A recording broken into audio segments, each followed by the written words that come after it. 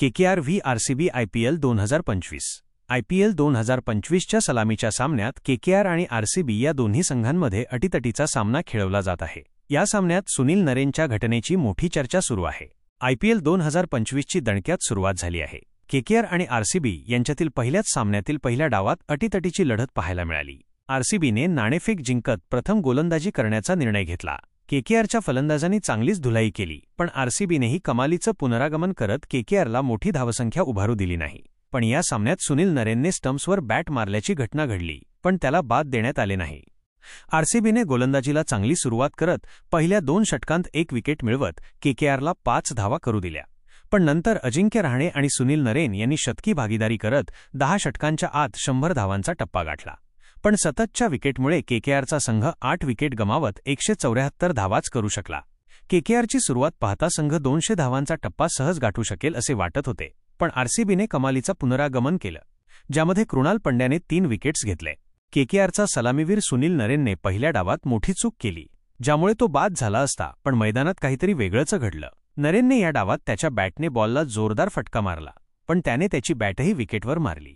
मात्र असे असूनही त्याला हिटविकेट देण्यात आली नाही, ज्यामुळे सर्वांनाच आश्चर्याचा धक्का बसला. पण नेमका काय नियम आहे जाणून घेऊया. 8व्या षटकात रसिक दर सलामच्या षटकात सुनील नरेनबरोबर ही घटना घडली.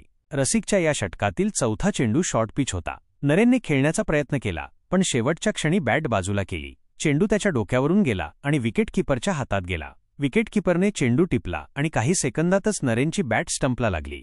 बॅट स्टंप्सवर आदळताच बेल्स पडल्या आणि आरसीबीचे क्षेत्ररक्षक उत्साहित आणि थोडे गोंधळलेले दिसले. नरेनला कदाचित हिट विकेट आऊट मिळेल अशी त्यांना आशा होती, पण पंचांनी तसे केले नाही आणि यामुळे सर्वांनाच आश्चर्याचा धक्का बसला. नियमानुसार पंचांचा निर्णय योग्य होता.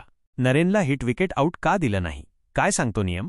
मेरीलेबोन क्रिकेट क्लब म्हणजेच MCCच्या नियम 35.2 नुसार चेंडू खेळण्याच्या प्रक्रियेनंतर फलंदाजाची बॅट किंवा शरीराचा भाग लागून बेल्स पडल्यास तो खेळाडू नाबाद मानला जाईल. म्हणजे एक चेंडू पूर्ण खेळून झाल्यानंतर त्याच्या बॅटमुळे स्टंपवरील बेल्स पडतात, तर तो फलंदाज नाबाद ठरतो. असंही तो चेंडू पंचांकडून वाईट देण्यात आला, त्यामुळे तो चेंडू गणला गेला नाही, त्यामुळे हिट विकेटचा प्रश्नच नव्हता. नरेनच्या बाबतीतही असंच घडले. चेंडू यष्टीरक्षकाच्या हातात गेला होता. नरेन त्याच्या जागी उभा होता आणि हात मागे केल्याने बॅट स्टंपला लागली. तसेच बॅट स्टंपला लागण्यापूर्वीच अंपायरने तो चेंडू वाईड बॉल दिला होता, त्यामुळे या चेंडूची क्रिया पूर्ण झाली होती.